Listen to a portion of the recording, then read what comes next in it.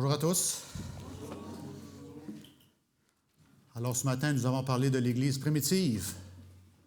Et nous sommes en nomination ici à Saint-Georges. Et l'histoire des enfants était aussi sur le même sujet.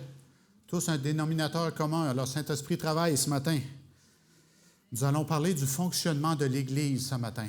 Si vous savez comment quelque chose fonctionne, c'est facile de travailler avec, n'est-ce pas?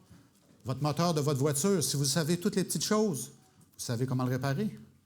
Pour l'Église, c'est la même chose. Si vous êtes ici, vous savez comment nous fonctionnons, vous pouvez vous intégrer plus facilement et vous faire aider plus facilement. J'aimerais qu'on puisse lire ensemble Actes 6, versets 1 à 6. Nous allons prendre le temps de le lire lentement. C'est très riche. J'aurais pu faire 2 sermons, mais je me suis concentré sur l'essentiel. Acte 6, versets 1 à 6. En ce temps-là, le nombre des disciples augmentant, les Hellénistes murmurèrent contre les Hébreux, parce que leurs veuves étaient négligées dans la distribution qui se faisait chaque jour. Les 12 convoquèrent la multitude des disciples et dirent: « Il n'est pas convenable que nous laissions la parole de Dieu pour servir aux tables. C'est pourquoi, frères, choisissez parmi vous 7 hommes de qui l'on rende un bon témoignage, qui soient pleins d'Esprit Saint et de sagesse, et que nous chargerons de cet emploi.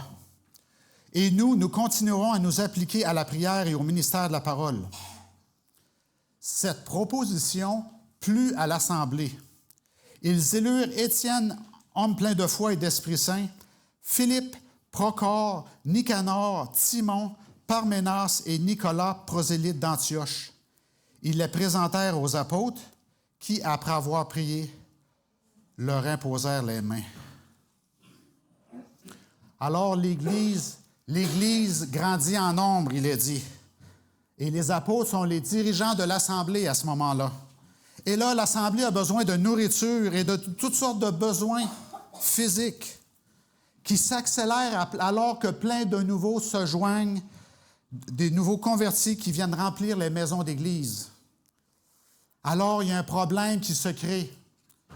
Les Hellénistes, qui sont les Juifs de la diaspora, qui sont en voyage à Jérusalem pour un moment donné, court ou long, et les nouveaux convertis d'origine païenne aussi, commencent à se plaindre d'une injustice. Apparemment, il y a une injustice, car les veuves hellénistes reçoivent moins que les veuves hébreux, les veuves juives. Alors, quels facteurs peuvent causer cela qu'on peut se poser de prime abord? Alors, il y a le langage, la culture, l'influence locale, les connexions, les amitiés sont sûrement des facteurs qui peuvent être impliqués. Et ce problème-là est sûrement là de façon inconsciente. Ils ne font pas ça consciemment. Ça n'a pas de bon sens. Alors, les Juifs locaux sont la majorité à Jérusalem. Et ils communiquent plus facilement entre eux et les autres, donc, sont moins bien traités équitablement. Un proverbe dit que qui se ressemble, s'assemble. Ceux qui sont plus proches de la source reçoivent plus que les autres. Alors, il y a une discrimination qui se crée dans l'Assemblée de Dieu. Et je répète, quelles sont les choses qui peuvent créer ça? Culture, langue, race, et maintenant au Canada, on peut même dire caste. Nous avons une population hindoue maintenant au Canada, et le caste, ça devient un facteur aussi au Canada. Un début de discrimination, une espèce de racisme qui se crée dans l'Assemblée des saints. Wow! Ça ne peut pas arriver, mes frères et sœurs. Qu'est-ce qui se passe? Alors, comprenons que la race majoritaire au début de l'Église primitive, c'était la famille juive de Jérusalem, locale, qui s'est convertie au Messie Jésus-Christ, qui l'ont accepté. Et maintenant, il y a ceux de Jérusalem et ceux de la diaspora maintenant. La diaspora, c'est qui? Rome, Antioche, Athènes. C'est ça la diaspora de la civilisation romaine. Et la deuxième mission des chrétiens à ce moment-là, c'était quoi? Jérusalem, Samarie et le monde entier, nous le savons bien. Alors, quand on regarde la grande commission qui a été donnée par Jésus, pas besoin d'être un grand statisticien pour comprendre que le plan de cette commission allait emmener des gens du monde entier dans l'assemblée d'Église. Allait y avoir un nombre très restreint de Juifs et de Samaritains éventuellement, alors que les gens du monde entier allaient se joindre à l'assemblée de l'Église. Et c'est normal parce qu'ils sont beaucoup plus nombreux. Vous savez, avant la destruction de Jérusalem, on a calculé qu'il y avait environ 5 millions de Juifs à Jérusalem et dans la diaspora. Il y avait 1 million de Samaritains, 5 pour 1. Et il y avait 60 millions de résidents dans la civilisation romaine, dans le nord de l'Afrique, en Europe, en Asie mineure. Et ils disent aussi qu'il y avait 300 millions de gens sur la planète Terre à ce moment-là. L'Asie étant la plus nombreuse peuplée, bien sûr, vous comprendrez. Alors, les Juifs étaient majoritaires dans l'Église à l'origine, au début de l'histoire chrétienne. Mais elle était appelée à devenir une race minoritaire. Pourquoi? Parce que la Grande Commission disait de prêcher à toute nation, tribu, langue et peuple. Et quand on y pense, dans la peau des apôtres qui réfléchissaient, il faut comprendre que ça prend beaucoup d'amour qui est requise pour que la majorité laisse les rênes à la majorité à un moment donné. Ça peut devenir un risque. Galates 3, 28, vous connaissez très bien ce verset. Il n'y a plus ni juif, ni grec, ni esclave, ni libre, ni homme, ni femme, car tous vous êtes un en Jésus-Christ. Le racisme est un péché. L'amour chrétien abat les barrières qui séparent les hommes. Nous sommes tous frères et sœurs. La discrimination et de l'injustice aussi, donc un péché. Et là, les apôtres délibèrent ensemble. Ils réfléchissent et ils disent à l'Assemblée, « Il n'est pas convenable que nous laissions la parole de Dieu pour servir aux tables. » N'oublions pas que Jésus a formé les apôtres pour transmettre l'enseignement et les principes de la doctrine de la voie. Ils ont un mandat, ces apôtres-là. Ils comprennent donc que l'Église, l'organisation doit se structurer afin que d'autres personnes que les prédicateurs puissent s'occuper des choses secondaires afin de pouvoir implémenter de la bonne façon les commandes de Jésus. Alors là, il y a un besoin criant aux tables. Rappelez-vous que ils avaient tous en commun. Alors l'Église faisait une distribution selon les besoins de chacun. Je me suis demandé s'ils avaient un gros entrepôt Costco pour faire ça, sûrement pas. De quelle façon ils le faisaient, on ne le sait pas trop.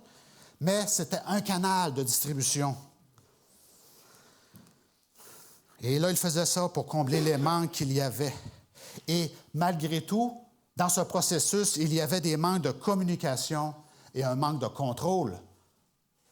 Parce que les veuves, d'un côté, recevaient trop et l'autre passait. Quand vous étudiez à l'école de gestion, la première chose que vous allez apprendre, c'est qu'il y a 4 éléments critiques à une bonne administration dans une organisation. Quels sont ces 4 principes? Premier, planification, organisation, direction, contrôle. On appelle ça le PODC de l'organisation, PODC.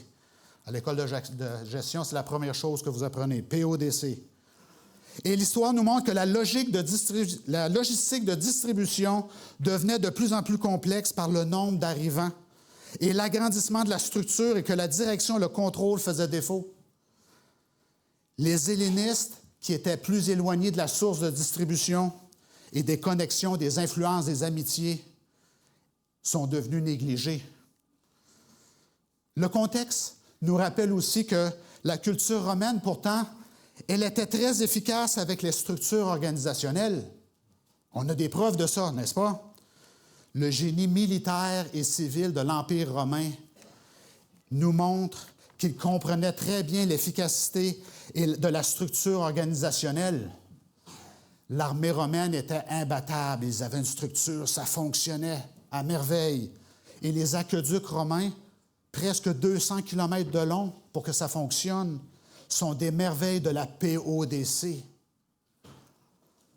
Alors les apôtres sont là, puis ils décident qu'il faut utiliser d'autres chrétiens pour faire ce ministère et rendre le processus équitable envers tous. Alors, quelles seront ces caractéristiques? Acte 6, verset 3. Nous allons creuser dans le texte un petit peu. Acte 6, verset 3, il est dit, « C'est pourquoi, frères, choisissez parmi vous 7 hommes de qui l'on rende un bon témoignage, qui sont pleins d'Esprit Saint et de sagesse, et que nous chargerons de cet emploi. »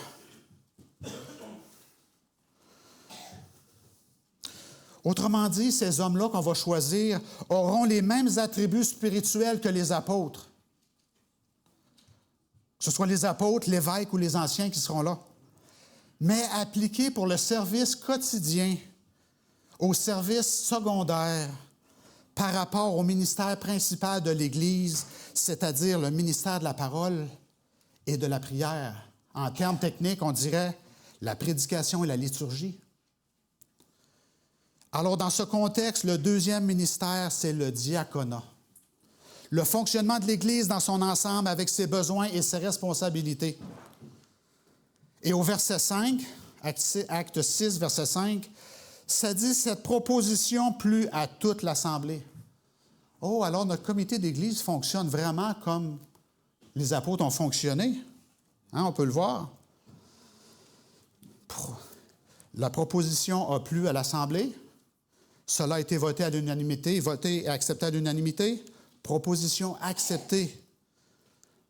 Alors, ces diacres-là, quelles seront ses qualités, leurs qualités? Acte 6, 10 maintenant. Et là, on a un exemple. On dit c'est quoi qu'on veut comme diacre et on a un exemple. Au verset 10. « Mais il ne pouvait résister à sa sagesse et à l'esprit par lequel il parlait. » Alors, une autre caractéristique des diacres, c'est leur amour du maître et leur passion de servir. Ils sont capables de faire une différence dans leur sphère d'influence, tout comme Étienne, parce qu'on introduit Étienne maintenant. Alors, parlons d'Étienne, le diacre le plus connu, le premier qui a été choisi. Il a joué un rôle essentiel dans l'organisation de la communauté chrétienne qui naissait à Jérusalem. Cependant, vous connaissez son histoire, il a vécu un destin tragique. Et ça a marqué les esprits. Son témoignage est resté vif dans les esprits pendant des millénaires. Son rôle consistait à servir les besoins matériels de la communauté, permettant aux apôtres de se concentrer sur l'enseignement et la prédication. Lui, Étienne, il avait une attitude de service. Et il a embrassé sa vocation de diacre avec zèle et compassion. Il était connu pour sa générosité envers les pauvres, les veuves, les orphelins. Sa foi en Jésus l'a motivé à servir sans réserve, reflétant ainsi l'amour du Christ pour les plus vulnérables. Étienne a incarné l'idéal du service humble et désintéressé. Étienne aussi est un prédicateur talentueux. Il n'a pas hésité à proclamer l'Évangile avec audacité, avec audace. Même face à l'opposition, on peut voir son courage. De Acte 6, verset 8 jusqu'à Acte 8, verset 3, il a fait un discours devant le Sanhédrin juif. Il n'a pas eu peur d'accuser ses auditeurs juifs de résister à l'Esprit Saint et de persécuter les prophètes et le juste qui est passé. Son courage et sa conviction ont marqué les esprits. Et malheureusement, sa prédication a suscité beaucoup de colère et de rage. Il a été accusé de blasphème, il a été traîné devant le Sanhédrin. Et là, il a eu une vision. Et il a gardé sa foi inébranlable, immuable. Et finalement, vous connaissez l'histoire, il a été lapidé tout juste là, en face d'un nommé Saul de Tarse, qui est alors un persécuteur de l'Église. Étienne est devenu le premier martyr chrétien qui a donné sa vie pour témoigner de sa foi. La vie d'Étienne nous rappelle l'importance du service, du courage et de la fidélité à la vérité. En tant que premier diacre et martyr, il a laissé un héritage durable dans l'Église chrétienne. Et sa vie, son attitude continuent d'inspirer les croyants à travers les âges, nous rappelant que la foi authentique se manifeste dans l'amour et le sacrifice. Il nous donne aussi une image de quoi un diacre animé par l'Esprit Saint, peut accomplir pour Dieu dans sa communauté. Allons voir Acte 6, verset 6 maintenant. Ils les présentèrent aux apôtres qui, après avoir prié, leur imposèrent les mains. Le diaconat est un ministère consacré par l'Église. Ils sont mis à part, délégués pour un service spécifique. Alors, il faut dire que c'est une mission importante. C'est un ministère important. Ils reçoivent l'autorité par l'Église pour effectuer ce ministère. Ils doivent donc utiliser cette autorité avec douceur, sagesse et tact. Allons voir Philippiens 1, verset 1.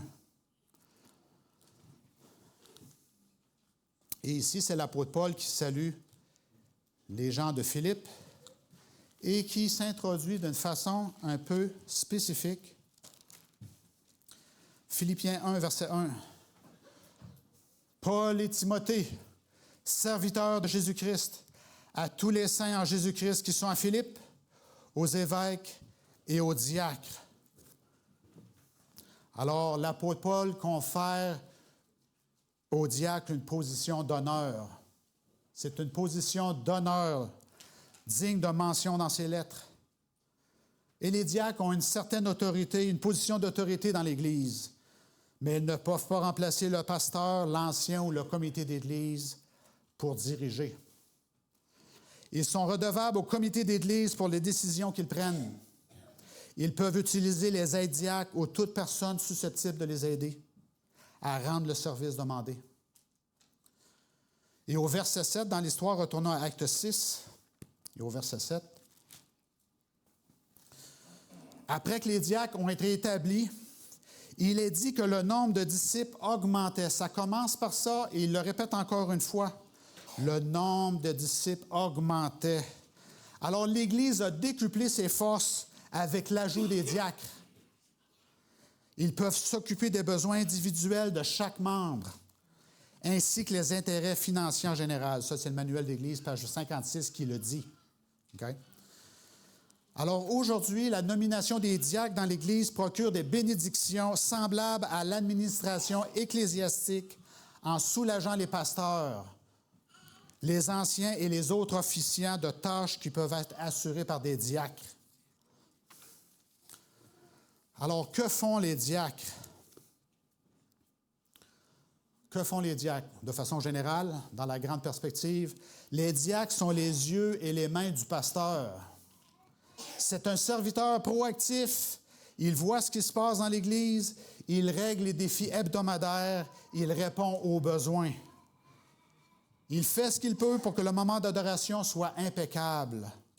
Il va prendre de l'initiative et sinon, il rapporte le besoin au chef diacre. Il prend soin des gens et des choses.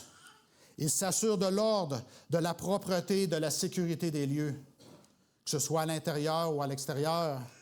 Tout doit être sécuritaire et bienséant pour que le décorum spirituel soit à son maximum. Si quelque chose ne fonctionne pas bien dans l'Église, il va essayer d'y remédier par lui-même, ou bien il va rapporter le problème à son chef diacre, qui prendra les moyens nécessaires pour régler les problématiques qui doivent être résolues à plus grande échelle.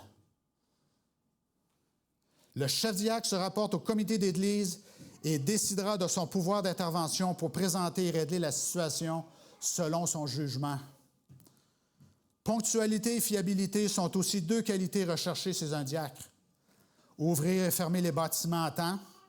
Ajuster la température des salles requiert des gens capables d'être assidus. Un diacre, il faut qu'il soit à l'heure. Si un diacre n'est pas à l'heure, c'est zéro. Zéro. Et pour être efficace pour les besoins de base de la communauté, le souci du détail est important chez le diacre. Quelles sont les autres tâches?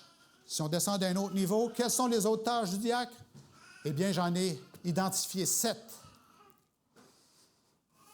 Premier, le diacre doit aider durant les services et les réunions. Aider les gens à trouver une place. Indiquer le vestiaire, les toilettes, les sorties. Il va faire de la place, aider les gens à trouver une place pour s'asseoir. Il va indiquer les interdits. La nourriture, les animaux, le cellulaire. Il va aussi regarder sur la plateforme qu'est-ce qui se passe. Le pasteur, l'ancien, les gens, s'ils ont besoin d'aide directe. Et nous, avec la technique, vous savez, on en a besoin souvent, n'est-ce pas? Prévoir ce qu'ils auront besoin plus tard aussi. Oups, le pasteur il est en train de manquer quelque chose. Je vais demander s'il veut de l'aide, s'il a besoin d'aide. Deuxième point d'un diacre, la visite des membres. Chaque diacre devrait se faire déléguer un district géographique pour être prêt à intervenir pour aider un membre. Visiter ou communiquer avec ses membres au moins une fois par trimestre. Téléphoner, c'est visiter. Alors vous, les membres, vous pouvez demander d'avoir un diacre pour vous aider là où vous êtes géographiquement. Ce n'est pas moi qui dis ces termes-là, hein? Ce sont des choses qui ont été pensées, réfléchies d'avance. Un diacre vous est assigné. Si vous avez besoin de discuter, un besoin particulier, l'Église est là pour aider. Demandez à votre diacre. Troisième point, aider aux services baptismaux. Faire en sorte que rien ne ralentisse le service. 4. Aider pendant le service de la communion. Préparer les salles, les bassins, les bassines, les serviettes, l'eau, les chaises. S'assurer que tout est accessible pour les membres. Tout nettoyer après. Disposer du vin et du pain de la bonne façon. La verser en terre ou la brûler, vous savez ces choses-là. 5e point, assistance aux malades et aux pauvres. S'assurer que des fonds nécessiteux soient disponibles afin de pouvoir intervenir rapidement. Tenir l'Église au courant des besoins pour faciliter l'intervention. Si votre voisin est malade, dites-le à votre diacre, dites-le à l'Église, on va vous prier pour lui, on va vous aider à témoigner pour lui. Ça commence là, le témoignage. Ce n'est pas le pasteur qui a fait l'évangélisation, premièrement, c'est à vous avec votre voisin. Et ça va se faire avec votre diacre.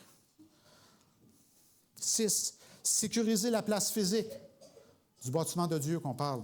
Le terrain, le stationnement et le bâtiment doivent se conformer à toutes les lois applicables pour éviter des poursuites légales.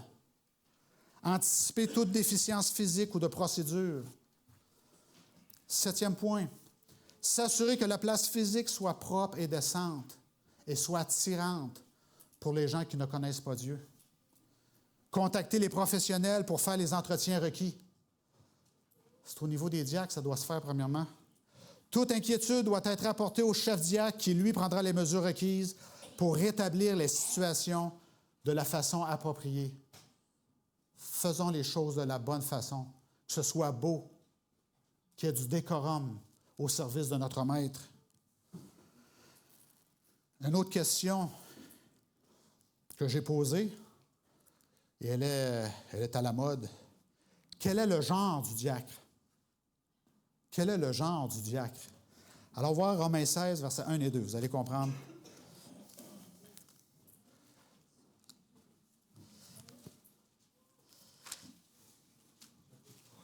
Romains 16, versets 1 et 2.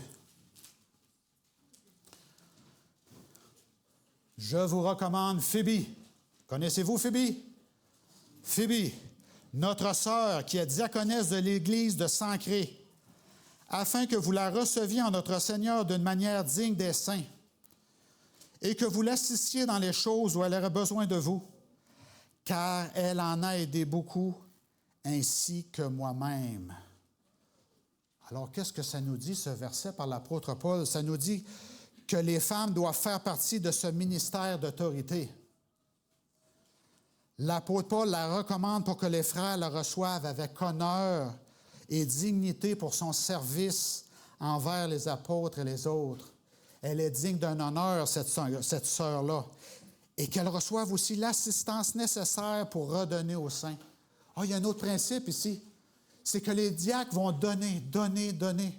Mais un être humain ne peut pas toujours donner. Il doit recevoir aussi de sa communauté afin qu'il puisse donner, n'est-ce pas? Alors, spirituellement, les diacres et les diaconesses sont des gens à qui l'on peut faire confiance par leur enseignement et leurs paroles et leur comportement.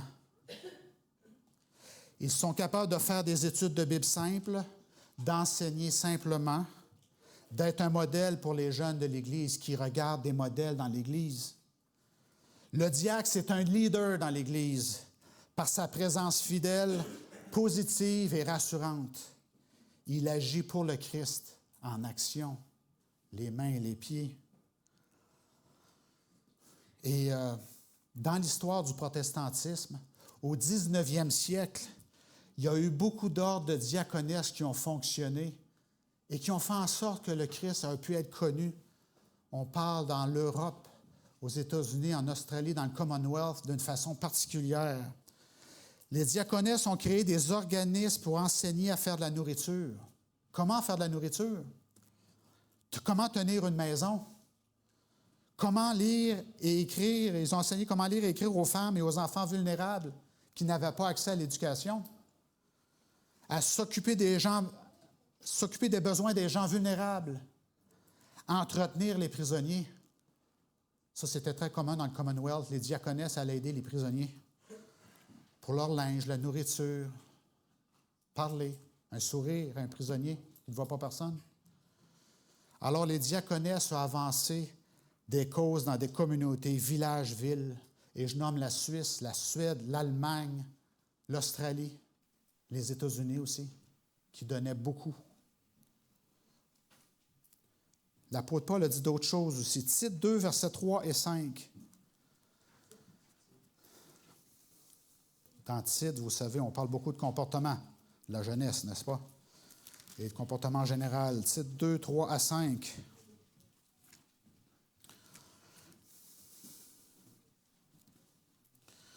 Alors là, Paul, il fait une exhortation à des gens. Verset 3, ça dit que les femmes âgées doivent aussi avoir l'extérieur qui convient à la sainteté, n'être ni médisantes, ni à donner aux excès du vin, qu'elles doivent donner de bonnes instructions, dans le but d'apprendre aux jeunes femmes à aimer leurs maris et leurs enfants, à être retenues, chastes, occupées aux soins domestiques, bonnes, soumises à leur mari, afin que la parole de Dieu ne soit pas calomniée.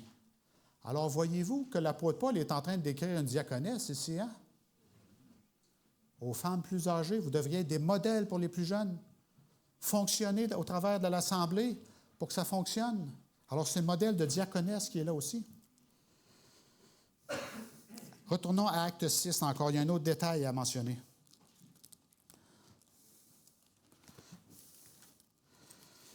Et maintenant, on va aller dans la grande perspective. Parce que les apôtres sont là, puis ils veulent régler le problème à terre, en bas, au milieu, puis en haut aussi. La vision de la grande perspective démontrée par les apôtres sur l'administration voulue par les apôtres du Seigneur sur le futur. Parce que là, il y avait une injustice par rapport aux hellénistes.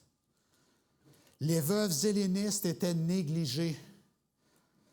Alors, les apôtres ont prévu l'augmentation de l'Église du Seigneur par les hellénistes. Car quand on regarde qui a été choisi, le nom au verset 5, le nom des 7 premiers diacres, si vous regardez les noms, ce n'étaient pas leurs amis, mais c'était plutôt 7 hellénistes. Regardez les noms, c'est 7 noms grecs. 7 noms grecs, ce n'étaient pas leurs amis alentour des apôtres. Non, c'était d'autres. Les hellénistes allaient devenir une portion importante de l'Église, peut-être plus nombreux que les Hébreux ou les Juifs de la Palestine. Ils étaient localisés là dans le temps. Mais les hellénistes, eux, ils partaient de l'Empire romain, ils parlaient le grec, ils lisaient la Septante, ils lisaient la Tanakh, l'Ancien Testament, ils le lisaient en grec. Ils ne parlaient pas nécessairement l'hébreu, l'araméen, tout ça. Et dans ce temps-là, on disait, dans la Bible, il disait qu'ils étaient plus zélés. Parce qu'on a une expression qui dit « avoir le zèle des pèlerins ». Parce qu'ils partaient de loin, ils avaient les moyens financiers de prendre des vacances à Jérusalem 2-3 fois par année. Ils étaient plus zélés religieusement. Alors, quand quelque chose ne fonctionnait pas à Jérusalem, « Hey, moi, j'ai mis beaucoup d'argent à venir ici, c'est bien mieux de marcher, là. On va faire en sorte que ça va avancer. » Ils avaient le zèle des pèlerins, un zèle pour la sainteté des lieux saints que les Juifs de Jérusalem même, des fois, ne voyaient pas. Qu'eux étaient là depuis l'enfance, mais eux, ils corrigeaient les choses. Malgré le fait que ces hellénistes-là étaient différents pour plusieurs raisons, l'Assemblée a cru bon, parce que l'Assemblée a voté en faveur de ces gens-là aussi. L'Assemblée a cru bon de prendre ces 7 hommes pour avancer la cause. Il est dit que l'Église a grandi par ce choix-là et que leur ministère a été cause de succès pour la doctrine de la voie, l'exemple du Seigneur Jésus. Alors, ici à Saint-Georges, de la même façon, nous sommes ici une Église qui a le désir de grandir et que la bonne nouvelle soit répandue localement, à moyenne distance et très loin aussi, jusqu'au bout du monde. Alors aujourd'hui, cette semaine, méditons sur le ministère du diaconat. Comment pouvons-nous apprendre de ce poste créé pour établir l'Église? Et comment pouvons-nous servir la cause en maximisant le travail de ces diacres et diaconesses par notre aide et notre encouragement à ces personnes? Et là, je parle à vous, l'Assemblée, chaque membre, vous pouvez aider ces diacres-là. Faites-vous aider aussi. Aider à l'encouragement aussi à ces hommes et ces femmes qui sont dédiés à la cause du Maître. Alors que le Seigneur nous aide à accomplir son œuvre ici. Que le Seigneur nous bénisse. Amen. Père céleste, forme-nous à ton service, à ton école qui est cette Église, Père. Aide-nous à grandir spirituellement et à bouger nos membres physiques et spirituels et communautaires aussi, à atteindre tous les gens qui n'ont pas entendu parler du beau message de l'amour de Jésus. Fortifie-nous, Père, guide-nous et sois avec nous. Bénis-nous tous et chacun, et que ton Église soit bénie aussi et active pour toi. Au nom de Jésus, nous te prions. Amen.